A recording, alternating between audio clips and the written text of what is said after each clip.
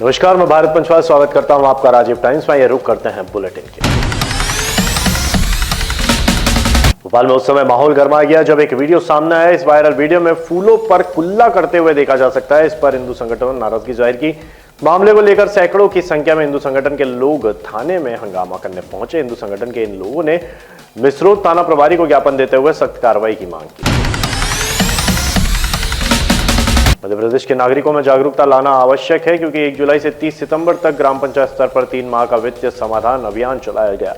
यह अभियान वित्त विभाग, भारत सरकार व रिजर्व बैंक ऑफ इंडिया द्वारा चलाया जाएगा। यह जानकारी सेंट्रल बैंक ऑफ इंडिया के हेड ऑफिस भोपाल में आयोजित पत्रकार वार्ता में SLBC कन्वीनर दयाल गोयल ने दी है। इस अभियान का मुख्य उद्देश्य जिन नागरिकों के अभी तक बैंकों में खाते नहीं है उनके प्रधानमंत्री जनधन योजना सहित दूसरी योजना में खाता खुलवाने के लिए जागरूक करना है। आजकल डिजिटल धोखाधड़ी भी बढ़ रही है, इसलिए लोगों को जागरूक करना है। प्रेस कॉन्फ्रेंस बुलाई गई थी। इसका मुख्य उद्देश्य जो है वो जागरूकता लेके आना मध्य प्रदेश के नागरिकों के लिए, क्योंकि वित्तीय विभाग, वित्त मंत्रालय, भारत सरकार और रिजर्व बैंक ऑफ इंडिया द्वारा 1 जुलाई 2025 से 30 सितंबर 2025 तक हर ग्राम पंचायत में 3 माह का वित्तीय समावेशन का जो है वो एक अभियान चलाया जा रहा है। इस अभियान का मुख्य उद्देश्य जो है वो जिन नागरिकों के बैंक में अभी तक खाते नहीं हैं, जो फॉर्मल बैंकिंग चैनल से नहीं जुड़े हैं, उनके प्रधानमंत्री जनधन योजना में खाते खोलना, या जिनके ऑलरेडी खाते हैं उनको जो है PMJJBY और PMSBY जो कि सोशल सिक्योरिटी स्कीम्स हैं इंश्योरेंस को लेके, उनको इसके अंदर एनरोलमेंट करवाना। अटल पेंशन योजना जिसके अंदर पात्रता जो है 18 साल से 40 तक है और 60 साल की उम्र के बाद 1000 से लेकर 5000 रुपये तक की पेंशन मिलती है, उसके लिए एनरोलमेंट करवाना।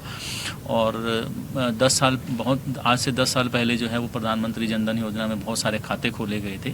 तो रिजर्व बैंक जो है अपने कस्टमर्स की प्रोफाइलिंग करता है, तो 10 साल के बाद जिन लो कैटेगरी, जो लो रिस्क वाले कस्टमर्स हैं, उनको अपने KYC सबमिट करने होते हैं बैंक में। बहुत लोग कई बार अपना घर बदल लेते हैं तो वो डॉक्यूमेंट अपडेट नहीं होते वहाँ पे, तो वो KYC करना ताकि उनके खाते जो हैं वो सुचारू रूप से चलते रहें और जो गवर्नमेंट की स्कीम्स के पैसे हैं उनके खातों में प्रॉपर आते रहें। तो ये एक मुख्य जो है वो ये है। और डिजिटल धोखाधड़ी आजकल बहुत ज़्यादा बढ़ रही है, तो उसके लिए लोगों को जागरूक करना। खातों के अंदर जो है हम लोग नॉमिनेशन जो है वो करवाना होता है, लेकिन बहुत से लोगों ने अपने खातों में नॉमिनेशन नहीं करवाया हुआ, नामांकन नहीं करवाया, जिसके बाद क्या होता है कि उनकी डेथ के बाद उनकी फैमिली को जो है वो पैसे लेने में बड़ी तकलीफ होती है। तो उसके लिए एक जागरूकता अभियान चलाना कि अपने अपने खातों में जो है सबको नामांकन करवाना चाहिए। और उसके अलावा जो है 10 साल तक अगर हम अपना खाता ऑपरेट नहीं करते तो वो पैसा जो है वो ट्रांसफ़र होकर रिजर्व बैंक के डेफ फंड में चला जाता है। तो बहुत लोगों को ऐसा लगता है कि हमारा पैसा जो है वो चला गया। ऐसा नहीं है। हम अपने बैंक में कागज़ और पासबुक वगैरह दे के रिजर्व बैंक में जो पैसा गया है वो ब्याज समेत वहाँ से वापस ला सकते हैं। और इसकी जानकारी रिजर्व बैंक की साइट के ऊपर अवेलेबल रहती है कि किस किस लोगों के पैसे जो हैं वहाँ ट्रांसफ़र होके गए हैं।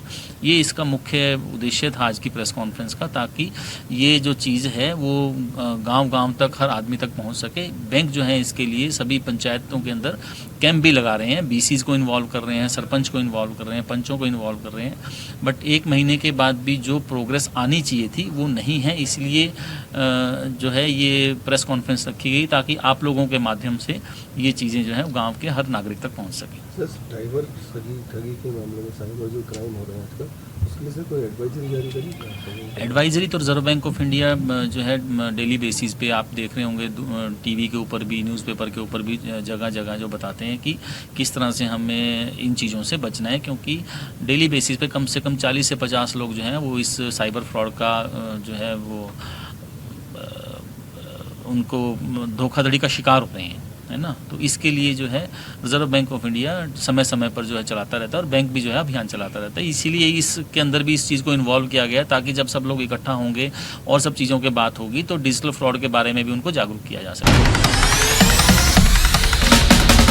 भोपाल में लोक निर्माण विभाग के इंजीनियर्स के लिए 1 दिवसीय कार्यशाला का आयोजन किया गया। रविंद्र भवन में आयोजित इस कार्यशाला का विषय पर्यावरण से समन्वय और लोक निर्माण था। इस अवसर पर मुख्यमंत्री डॉक्टर मोहन यादव ने इंजीनियर्स को संबोधित करते हुए कहा कि लोक निर्माण और पर्यावरण दोनों ही सूर्य और चंद्रमा की तरह है जो एक दूसरे के पूरक है।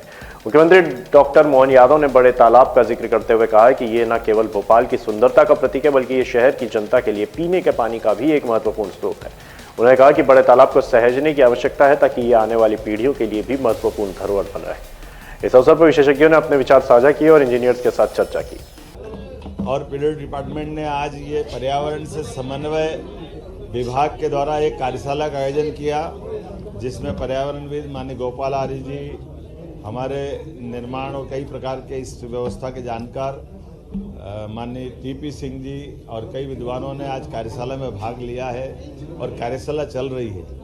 एक विभाग अपने काम के करते करते प्रकृति के साथ में भी तालमेल कैसे रखे, पर्यावरण के साथ में तालमेल कितना बनाए और अपने निर्माण की गुणवत्ता का भी ध्यान रखे, ऐसे आज पवित्र भाव के साथ आज कार्यशाला आयोजित की गई है। मेरी अपनी ओर से माननीय राकेश सिंह जी, माननीय मंत्री पीडब्ल्यूडी डिपार्टमेंट को मैं बधाई देना चाहूँगा, जिन्होंने अपने इस मूल भाव के साथ पूरे देश के बाकी मंत्रालयों को एक प्रेरणा देने का काम किया है कि निर्माण विभाग में केवल पर्यावरण से वन, पेड़, प्रकृति को हानि नहीं होती है, उससे तालमेल कैसे किया जा सकता है, इस पे विचार होना चाहिए।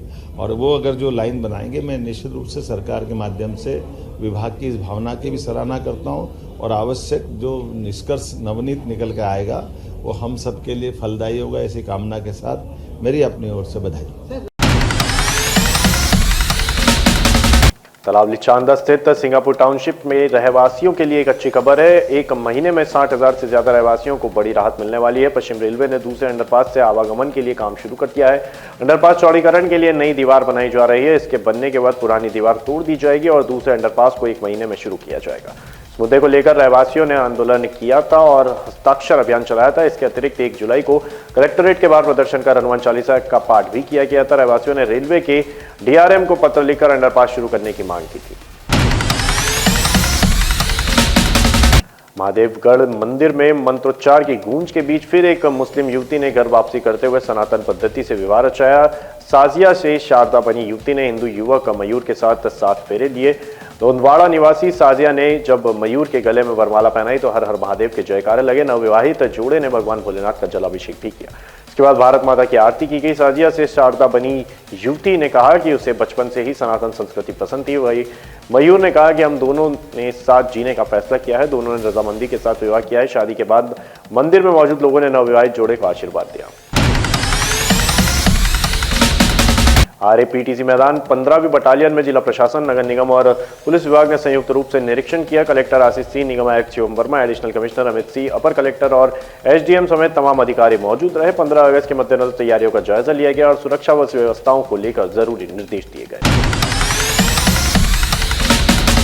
मध्य प्रदेश के अनूपपुर जिले में जीप और बाइक की टक्कर में 5 लोगों की मौत हो गई। जानकारी के मुताबिक झीरिया टोला से बेलिया की तरफ जा रही एक तेज रफ्तार स्कॉर्पियो जीप ने सामने से आ रहे बाइक सवार को कुचल दिया। घटना के बाद स्कॉर्पियो जीप अनियंत्रित होकर एक घर में घुसकर पलट गई। इस हादसे में स्कॉर्पियो जीप सवार लोगों की भी दर्दनाक मौत हो गई, जबकि 3 गंभीर रूप से घायल हैं। बाइक चालक की पहचान गाड़ी के नंबर से निगवानी निवासी अमृतलाल चौधरी के रूप में हुई है। वह बैंड बजाने के काम से मरवाही जा रहे थे, लेकिन रास्ते में हादसे का शिकार हो गए। घटना की जानकारी मिलते ही बेलिया गांव के लोग घटनास्थल पर पहुंच गए।